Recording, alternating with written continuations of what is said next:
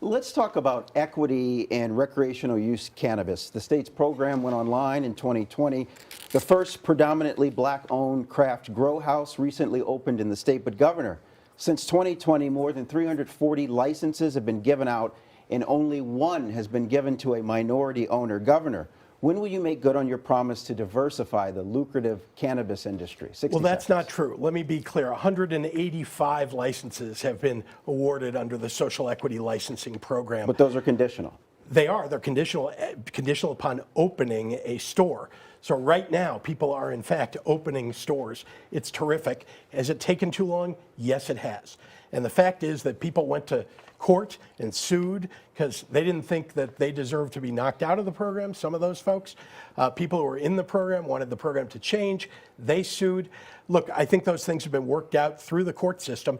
Now you're seeing people taking in loans, building out their dispensaries. We've seen cultivation licenses awarded. Those licenses, to be clear, 40% have gone to people of color.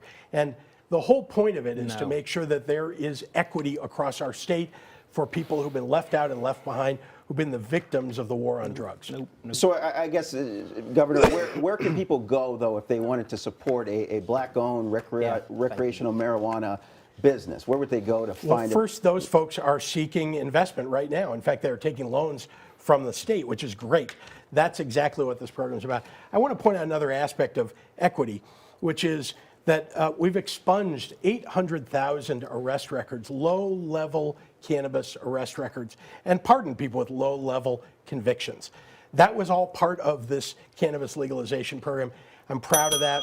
We also have the R3 program, which Lieutenant Governor runs, and which distributes money into places that have been left out and left behind. All right, we need to bring Senator Bailey into the discussion. You voted against recreational cannabis in Illinois. It's a big topic nationally, with President Biden announcing he would pardon thousands convicted of possession earlier this month. If elected as governor, will you reverse decriminalization of cannabis? 60 seconds. Nope, I don't see that happening. That's not on my priority list. You know, I find it interesting that Governor Pritzker, for 4 years, equity, equity, equity. And he finally had his opportunity with the recreational marijuana dispensaries, and he failed again.